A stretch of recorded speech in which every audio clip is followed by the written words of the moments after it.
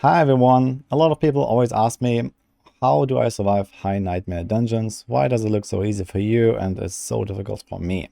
As a result, I made my armor video the other day. You might have seen that. If not, I really recommend you to go check it out if you're unaware of the importance of armor and how much you want of it. And of course, you also want to cap your resistances. So that's kind of the bare minimum to even get started in high nightmare dungeons. And then, of course, there are other effects like legendaries and the stat rolls on your gear, etc. that play a role. In this video, however, I want to talk about something very different and something that is probably unknown to a lot of people and something that is also very unintuitive. And that's the nightmare dungeon sigils themselves. So every single sigil comes with 5 affixes, 1 positive, and then 1 environmental, 1 offense, defense, and 1 utility mod.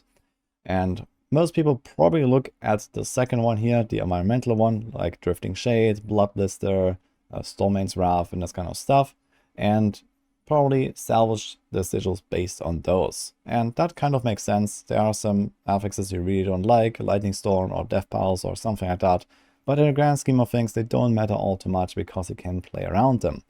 However, what you cannot play around is the third mod here. This is the offensive mod that gives monsters extra damage of a certain type. So there are 2 separate categories here. One is instant damage, for example, cold damage.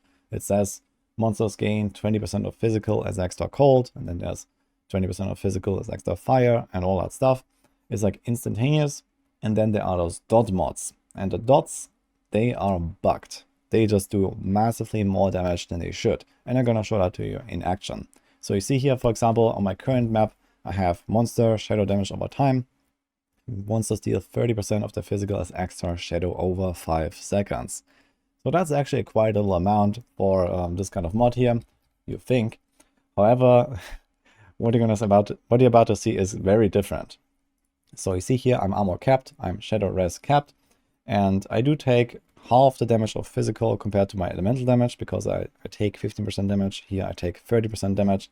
But in the grand scheme of things, if there's an attack that hits me for like 10% of my life as physical, I should get something like 6% or so extra damage taken over 5 seconds. So roughly like 1.5% per second.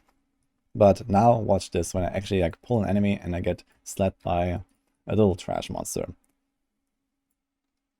Okay, that's not a little guy, but you see here, he hit me for nearly nothing. You couldn't even see the instant damage that he did to me.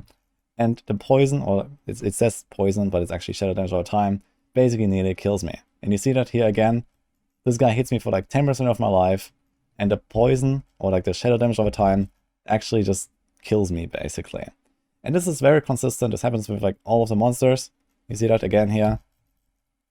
This is... you die extremely fast from this kind of stuff. And I don't know why that is exactly. I think there is probably some miscalculation in this damage mod or something like that. And this consistently happens, I believe, with every single one of those damage over time modifiers. So whenever there's a physical attack that does even the tiniest little damage, like 10% of your life, it will dot you up for basically the rest of your life pool in one go. And this is how I can die very easily. So I think that might be just like, missing resistances, or, certain damage reduction modifiers don't actually apply or something like that. So you can see that.